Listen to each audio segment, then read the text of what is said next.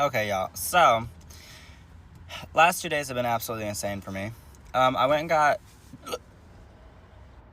and got Dunkin', and I just ate, and I got a coffee. And now I have the hiccups. But fuck. I'm at the fuck.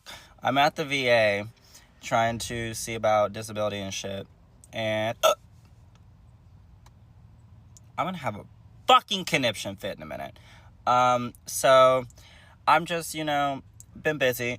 Fuck. Just trying to get home and, unpack and, go to the VA and possibly, checking into my mental health and all sorts of bullshit. I'm done. It's a wrap. Obviously I can't even take a video because I keep on fucking hiccuping and the shit's, fuck.